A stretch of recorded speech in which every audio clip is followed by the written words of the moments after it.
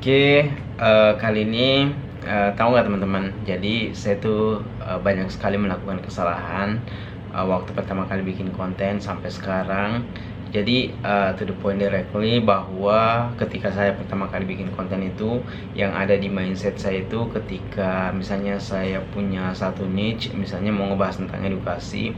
Jadi yang selalu saya omongin ketika depan kamera itu selalu ngebahas tentang yang berat-berat atau ngebahas tentang edukasi. Padahal sebenarnya kalau kita pelajari ya, kalau kita belajar dari para konten kreator yang sudah followersnya banyak, kemudian subscribersnya banyak, videonya banyak, nah sudah terkenal, ternyata mereka itu selalu ada selingan ya ketika ngebahas tentang misalnya niche-nya atau ngebahas tentang edukasi.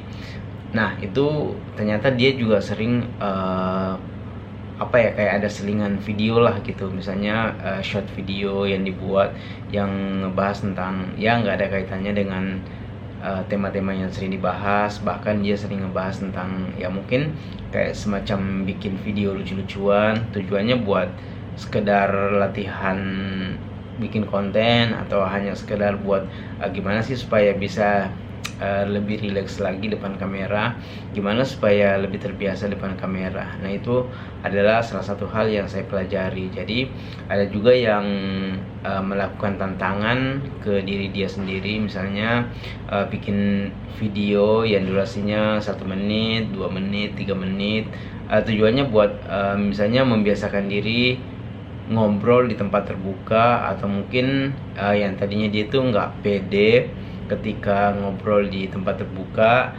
Nah disitulah ditantang dirinya. Jadi nggak selalu nggak selalu ngebahas tentang hal yang berat-berat, tapi ya kadang cuma sekedar ngevlog, terus ngomongin apa gitu ya, mungkin ngomongin makanan, atau misalnya lagi bercerita tentang apa yang dialami kemarin, atau mungkin lagi bercerita sesuatu hal yang dilihat.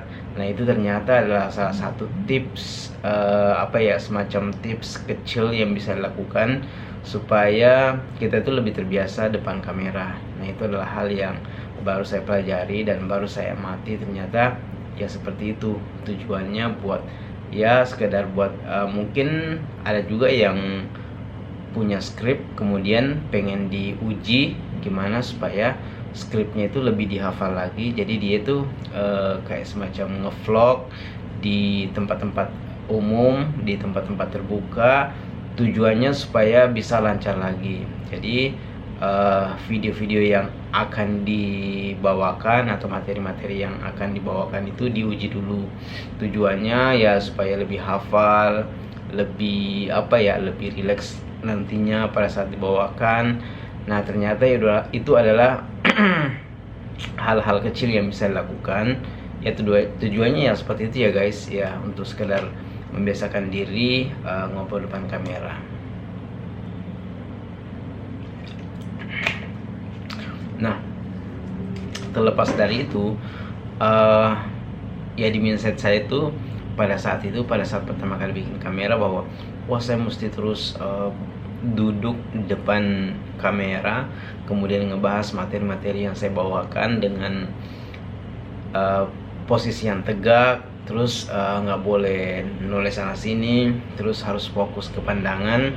Ya mungkin pada saat ngebawakan materi-materi inti emang seperti itu, tapi misalnya dalam keadaan lagi pengen hanya sekedar latihan, hanya sekedar pengen ngobrol-ngobrol biasa seperti ini, ya nggak selalu harus seperti itu. Jadi nggak selalu harus kaku, tapi gimana supaya kita itu lebih membiasakan diri bercerita depan kamera. Jadi kita menganggap bahwa kamera ini adalah teman kita setiap hari, setiap saat, yang bisa diajak ngobrol, bisa diajak bercerita, kemudian bisa diajak berbagi cerita, kemudian bisa diajak gimana supaya saya memberikan informasi. Nah seolah-olah kayak kamera ini adalah teman. Jadi sebisa mungkin membiasakan diri itu ngobrol depan kamera adalah hal yang saya pelajari.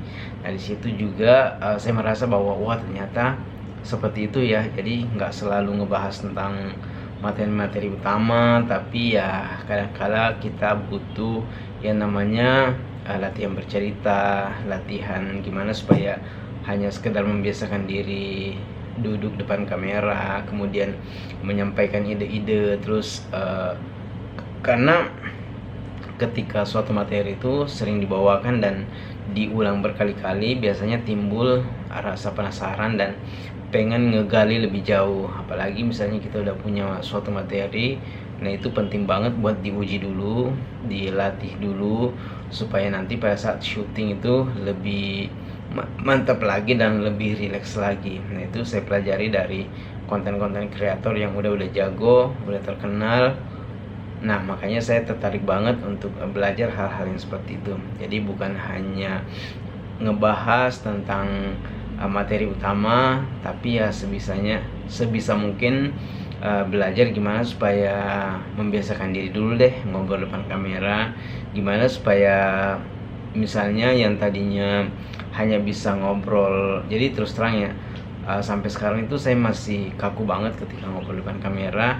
Bahkan ketika saya udah ngobrol 5 menit, 7 menit itu udah ngos-ngosan, karena ya mungkin pengaruh nggak terlalu rileks lah depan kamera. Jadi saya tuh ngos-ngosan ketika ngobrol depan kamera, ya karena nggak terbiasa. Makanya setelah saya dapat teori itu dan cara itu, kemudian saya praktekkan, oh ternyata benar juga ya. Jadi memang butuh waktu untuk melatih diri, walaupun hanya sekedar 3 menit, walaupun hanya sekedar pengen bercerita hal-hal yang konyol, santai atau lucu, tapi memang itu dibutuhkan. Tujuannya untuk melatih dan membiasakan diri. Nah itulah yang saya rasakan. Nah ketika ilmu itu saya dapatkan, alhamdulillah pelan-pelan saya terapkan, pelan-pelan saya pelajari gimana sih supaya bisa lebih bagus lagi, gimana supaya lebih rileks lagi, gimana supaya lebih enak lagi ketika bercerita. Nah itu adalah hal yang bisa dilatih ternyata. Jadi nggak selalu ngebahas tentang materi utama, tapi ya kadang-kadang kita butuh untuk melatih gimana supaya membahas materi-materi yang kocak, materi-materi random, tujuannya buat latihan. Oke, semoga bermanfaat.